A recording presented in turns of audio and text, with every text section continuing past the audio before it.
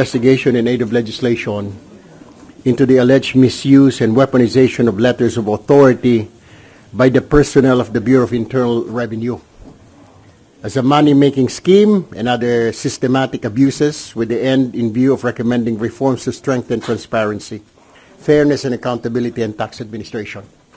Marami pong reklamo ang nakarating po sa amin.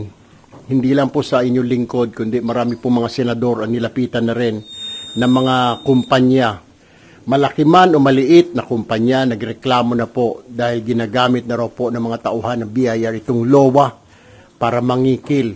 Habang abalang-abala po tayong lahat dito po sa flood control, may nangyayari pong korupsyon naman dito po sa Bureau of Internal Revenue.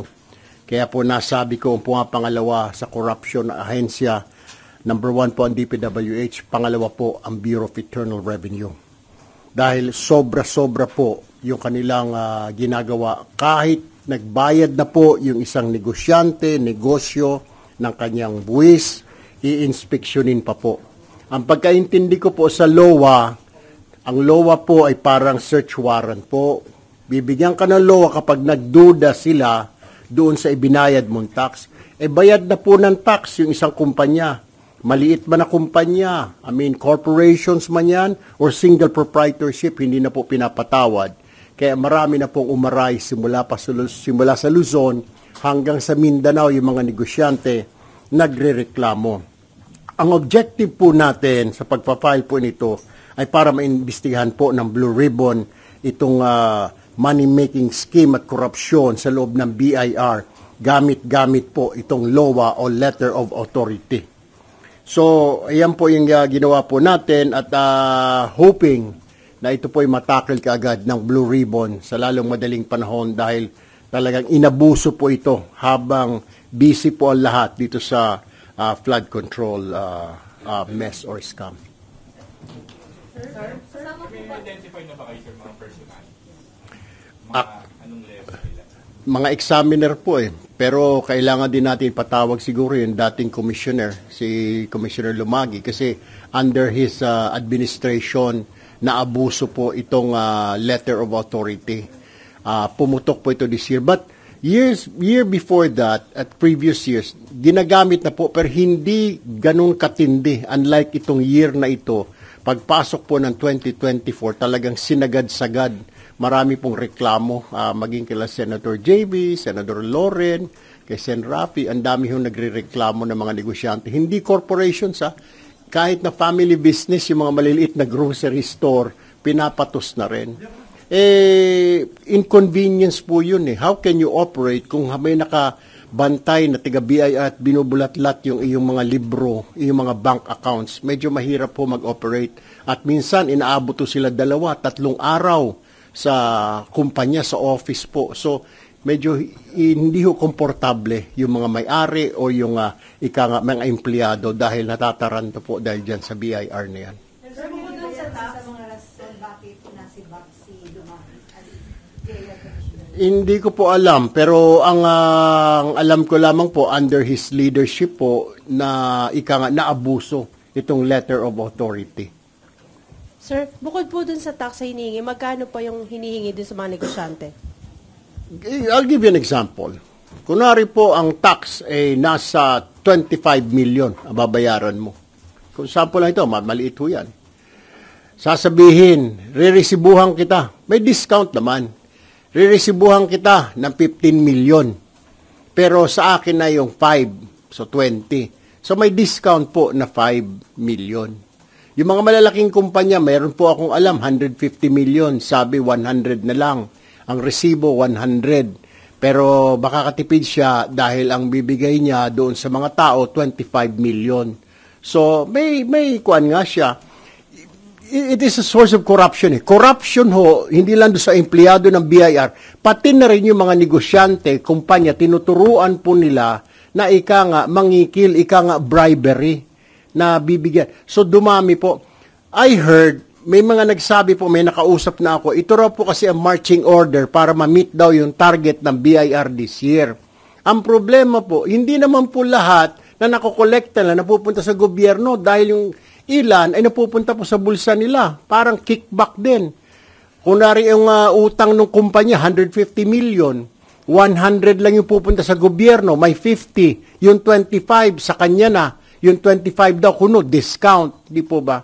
So, nagiging source po talaga ng corruption. Then, pati mga negosyante, no choice din sila, kundi, makisama sa kalakaran. Sir, Senator, meron ba kayo information na pati mga construction companies na possibly involved sa anomalies? Normal na yun, yung mga construction company.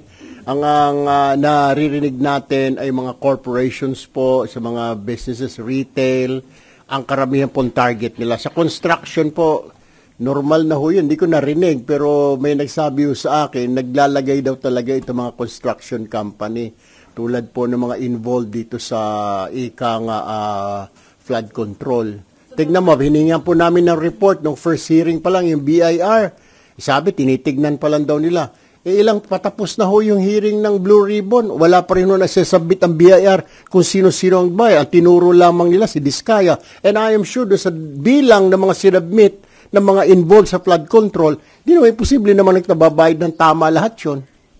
So normal, Senator, sa construction business na hindi nagbabayad ng tama? Yung mga involved dito sa flood control, kasi we were asking the BIR na bigyan kami ng listahan kasi may mga letter of the authority na bigyan daw. Wala pa silang response, hindi pa sila nagbibigay sa committee kung sino-sino mga kumpanya na ito. Ibig sabihin ho, nakipag-sabwatan ho sila doon sa mga construction company ito na involved sa flood control. Sir, yung mga complainant handang humarap sa Blue Ribbon Committee hearing para i-identify yung mga... Handa po silang magbigay ng mga dokumento. Natatakot po sila na kasi baka habulin po sila, mamarkado ho sila. Kasi this has been going on for quite some time. Ito lang taon na ito na inabuso. May alam po ako ng negosyante na sinasabi niya, okay, 2024, dagdag ka ng bayad. Pagkatapos magbigay na siya this month, after 3 months, binalikan siya, yung 2023, paano? Yung 2022, may kulang ka. May kulang ka na 2 million. May parang interest pa Yung interest na pupunta sa bulsa ng mga empleyado ng mga examiner. Kaya nga po, aside from this investigation, gusto ko rin ho sana imbitahan po namin yung bagong commissioner na magkaroon din po siya ng reshuffle. Kasi po marami po nagrereklamo yung mga regional directors po ay mukhang kasabwat po yung ilan. Sir, may number po kayo ng complainants na lumapit po sa inyong opisina? Sa akin po, meron pong 5. Kay Senator JV, I don't know, at Senator Raffy. Marami po pag nandyan po kami sa loob ng Senator's Lounge, na pag-uusapan po namin yan, tama ka, doon din sa amin, doon sa ganito. Maging po yung pare nakikilala ko, may kamag-anak siya doon sa Mindanao na family business lang, sinerban daw ng LOA, nagbayad naman daw ho. Para hindi ho maabala kasi 1 week na ho yung mga BIR, nagpadulas na lamang po para umalis na po yung mga taga-BIR. Sir, both mga MSMEs hanggang sa malalaki. Exactly. Opo, yun na nga po yung disgusting kasi pati yung mga family-owned business na mga grocery store, bakery, pati yung mga yun, pinapatos na. Wala na hong patawad. So sir, examiner and then pinakamataas na involved regional director? Mga regional, of course, kasi doon po nagagaling yung mga yung approval Opo. So walang mga Titignan ho natin sa investigasyon kung anong lalabas. Pero definitely may mga ipapatawag po tayo ng mga examiner kasi may mga nabanggit pong pangalan. Maring wala po kami banggatin ng mga negosyante. Mayroon lang ho kami mga dokumento galing sa kanila na ibinigay po sa kanila ng BIR. So, natatakot po sila. Pero yung iba ho siguro, I believe they're willing, yung mga malalaking kumpanya. And this is also one of the problem. Kaya yung investors natin, because of that, wala akong pumapasok na tatakot because dito mga naririnig nila sa sinasabi nila na sobrang corruption pati dyan sa internal revenue natin. Nagbabayad na ng buwis, kailangan may lagay pa. May buwis na, may lagay pa. Sabi niyo, namayagpag this year. Ano yung peculiar this year? Bakit po ngayon namayagpag compared to... Naghabol siguro ng target. Ang palusot ng ilang mga BIR employees because naghabol sila ng target. Pero ang problema, that's not the right way to do it. Masyado namang inabuso. Tapos, yung iba, talagang pangingikil lang. Kasi, 150. For example, ang tax ng isang kumpanya, ito talaga nangyari, isang company. Ang sabi, re-resibuhan ko yung 100, pero yung 25 sa kanila na, yung 25 discount niya. Imagine that. Sana, binigay na rin nila, pati yung 20, para may 125 ang gobyerno. Kaso mo, 100 lang. Yung isang kilala ko na may-ari ng grocery store, pinatos pa nila. May kulang 25M, something like that. Medyo malaki siya na grocery store. Ang pinabayad lang sa kanya is 15. Yung 5 sa kanila na raw. 5 yung discount niya. Parang merong sort of condonation ba sa corruption? Exactly. Ang problema din yan, it's extortion. May mga negosyante na pumapayag, yung talaga may mga atraso. Pero yung iba, taon-taon eh. At ang balita ko, pag dinaanan ka na ng LOA yan, every year bibisitahin ka na ng BIR. Kesyo, nagbayad ka ng tamang buwis this year, dadalawin ka na next year. And year after that, titignan yung iyong libro. Anyway, yun lamang po. Pwede kami kayo ng statement. May nahuli ng pitong sangkot sa flood control scam, pero ang pinakamataas DPWH ang regional director lang. Of course, wala pa yung hinahanap po ng mga tao na probably senator, congressman. Pero may nahuli ng pito.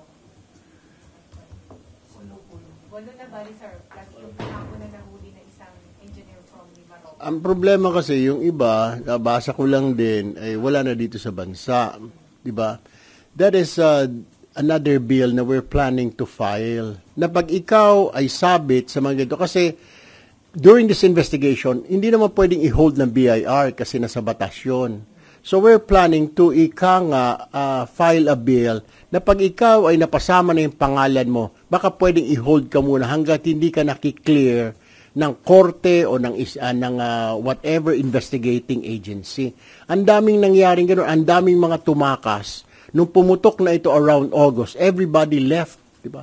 Lahat, mga kontraktor na mga congressman, nasa abroad na po ngayon. Tapos, ongoing pa po. May mga contractor ngayon nagsisialisa ng bansa. Kaya kailangan po siguro bilis-bilisan din po ng ating mga law enforcement agencies o ng mga ating mga korte para makapag-issue po ng warrant. Hindi po naman kasi po pwedeng i-hold ng gobyerno, ng immigration ng isang tao kung wala pong kaso. Kaya nga po, plano ho namin, pinag-aaralan po ng mga lawyers ko kung paano, how do we deal with this na kung ikaw iniimbestigahan, pumutok ang pangalan mo, lumabas ang pangalan mo sa corruption, at lalo kung ikaw ay government na official, dapat i-hold ka na. Not necessarily, hindi ka na dapat paalisin ng bansa. Hindi ka na maikukulong, pero hindi ka na dapat paalisin ng bansa.